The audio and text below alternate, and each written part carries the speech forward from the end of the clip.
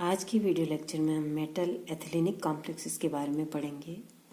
वे complexes जिसमें alkenes या carbon carbon double bond जो होता है उनका ट्रांजिशन मेटल के साथ कॉम्प्लेक्स बनता है और carbon carbon double bond 2 pi electrons contribute करता है मेटल और कार्बन बॉन्डिंग में।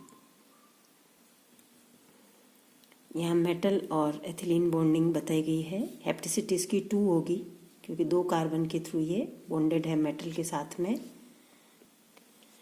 जब मेटल्स लो ऑक्सीडेशन स्टेट में हैं तो ये कॉम्प्लेक्सेस ज़्यादा स्टेबल होंगे। अब हम नेक्स्ट लेते हैं प्रिपरेशन ऑफ मेटल एथिलीनिक कॉम्प्लेक्सेस। जब मेटल कॉम्प्लेक्स की रिएक्शन एथिलीन के साथ में करवाएंगे हम एल्कीन के साथ में, तो ये कॉम्प्लेक्स बना है आपके जिसके अंदर एथिलीन एज लिगेंड है प्लस X माइनस रिप्लेस कर दिया इसने इसको। रिडक्टिव एल्केनेशन में मेटल रिड्यूस हो जाता है क्योंकि जो नेगेटिव लिगेंड है वो एक न्यूट्रल लिगेंड से रिप्लेस हो जाता है। फॉर एग्जांपल यहाँ आप देख रहे हैं ट्राइक्लोरोडियम है, ये 3rd ऑक्सीडेशन स्टेट में है। एथिलीन से रिएक्ट किया, 2 क्लोराइड रेडिकल्स इसमें से निकल गए हैं और 2 क्लोराइड रेडिकल इससे रिप्लेस हो गए एथिलीन मॉलिक्यूल से, तो रोडियम अब 1st ऑक्सीडेशन में स्टेट में आ गया है। तो रोडियम का यहाँ पर रिडक्शन हो गया है, ये रिडक्टिव एल्किनेशन कहलाएगा। यहाँ आप इस कॉम्प्लेक्स में देख रहे हैं एथिल ग्रुप है और 5 दूसरे लिगेंड जुड़े हुए हैं। ये कंपाउंड यहाँ से एक हाइड्राइड आयन को एक्सट्रैक्ट कर लेता है और ये ट्राइफिनाइल मीथेन अलग निकल गया, तो जो एथिल ग्रुप था वो एथिलीन में कन्वर्ट हो गया और ये आपका एथिलीनिक कॉम्प्लेक्स बना है। मेटल और एल्कीन का जो बॉन्ड बनता है इसके अंदर एल्कीन के अंदर जो पाई इलेक्ट्रॉन डेंसिटी है वो तो कम हो जाएंगी इलेक्ट्रॉन डेंसिटी, और जो एंटी बॉन्डिंग ऑर्बिटल है पाई एंटी बॉन्डिंग, इसके अंदर इलेक्ट्रॉन डेंसिटी में बढ़ोतरी होगी थोड़ी सी, क्योंकि वापस बैक बॉन्डिंग होगी तो इलेक्ट्रॉन पाई एंटी बॉन्डिंग ऑर्बिटल में आएंगे। ओवरऑल इफेक्ट ये होगा कि एल्कीन का जो मॉलिक्यूल है उसका एक्टिवेशन हो जाएगा और वो फिर कई तरह की रिएक्शंस शो कर सकता है जो कि इंडस्ट्रियली काफ़ी इम्पोर्टेंट है। फर्स्ट लेते हैं हम हाइड्रोजनेशन। एल्कीन का जब हाइड्रोजन के साथ रिएक्शन कराएंगे, कॉम्प्लेक्स लिया हमने यहाँ पर ट्राइफिनाइल फॉस्फीन क्लोरोरोडियम, 25 डिग्री सेंटीग्रेड और 1 एटमॉस्फेरिक प्रेशर यानी रूम टेम्परेचर पर रिएक्शन हो रही है और इसमें एल्कीन का हाइड्रोजनेशन हो गया। देखिए इस तरह से यहाँ पे इसमें फर्स्ट स्टेप में क्लोरोरोडियम के साथ हाइड्रोजन जुड़ेगा और फिर एल्कीन आकर अटैच होगा और उसका हाइड्रोजनेशन होगा।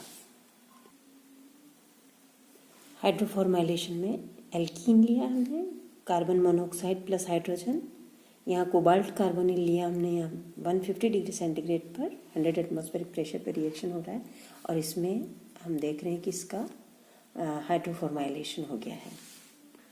मामा पेंस को क्या कहते हैं? कार्बोक्सिलेशन में alkene plus carbon monoxide alcohol के साथ रिएक्शन करें।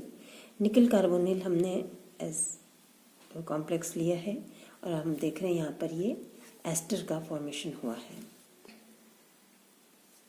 एल्कीन्स का आइसोमराइजेशन हो रहा है। यहाँ ये 1 ब्यूटीन लिया हमने और कॉम्प्लेक्स के साथ HCl के प्रेजेंस में रिएक्शन कराई, ये 2 ब्यूटीन में कन्वर्ट हो गया है। ठीक इसी तरह से ये एग्जाम्पल है मेटाथेसिस ऑफ एल्कीन्स का। यहाँ पर प्रोपीन के 2 मॉलिक्यूल हैं, मोलिब्डेनम कार्बोनिल और Al2O3 लिया यहाँ पे, एक बनाइए आपका 2 ब्यूटीन प्लस एल्कीन बना है। यहाँ पर ये है हाइड्रोसिलाइलेशन ऑफ एल्कीन्स, ये एल्कीन है R3SiH, ट्राइल्किल सिलेन लिया अपन ने यहाँ पे, कोबाल्ट कार्बोनिल के प्रेजेंस में रिएक्शन कराई, ये इसका हाइड्रोसिलाइलेशन हो गया। नेक्स्ट हम लेते हैं nucleophilic substitution reactions of metal alkene complexes. ये 2 तरीके से हो सकती हैं। एक में न्यूक्लियोफाइल जो होता है वो एल्कीन को डिस्प्लेस कर देता है और दूसरे तरह के वो रिएक्शन जिसके अंदर की न्यूक्लियोफाइल लिगेंड एल्कीन के अलावा जो दूसरे लिगेंड है उनको डिस्प्लेस करता है। जैसे यहाँ पर हमने ये जीज सॉल्ट लिया है, इसकी रिएक्शन जब अपन कार्बोनिल के साथ में करवाते हैं कार्बन मोनोऑक्साइड के साथ में, तो ये कार्बन मोनोऑक्साइड जो होता है वो एल्कीन को रिप्लेस कर दिया और कार्बोनिल बन गया यहाँ पे। अगर एमीन के साथ रिएक्शन कराई हमने इसकी, तो यहाँ पर आप देख रहे हैं कि कौन सा लिगेंड रिप्लेस हुआ है, क्लोरो लिगेंड रिप्लेस हुआ है, 2 Cl2 रह गया और एक एमीन इंट्रोड्यूस हो गया यहाँ पे। H2O से करवाई, यहाँ पर भी ये क्लोरीन को रिप्लेस किया है और एथीन वैसा का वैसा ही है। तो ये 2 तरीके से रिएक्शन होंगी टोटल। हम नेक्स्ट लेते हैं structure of metal ethylenic complexes. Metal ethylenic complexes जो होता है इसमें स्ट्रक्चर मेटल का जो डी ऑर्बिटल होता है, खाली डी ऑर्बिटल, ये इसके पाई ऑर्बिटल के साथ में इंटरेक्ट करता है, फील्ड जो पाई ऑर्बिटल्स हैं एल्कीन के उनके साथ में, और मेटल एथिलेनिक बॉन्ड बनेगा। साथ ही जो मेटल के भरे हुए डी ऑर्बिटल हैं ये एल्कीन के जो खाली एंटी बॉन्डिंग पाई मॉलिक्यूलर ऑर्बिटल हैं उनके साथ इंटरेक्ट करेगा और बैक बॉन्डिंग होगी। तो ये 2 तरीके से इसका बॉन्डिंग होती है। इस तरह के बॉन्डिंग में काफ़ी हद तक डबल बॉन्ड कैरेक्टर पाए जाते हैं।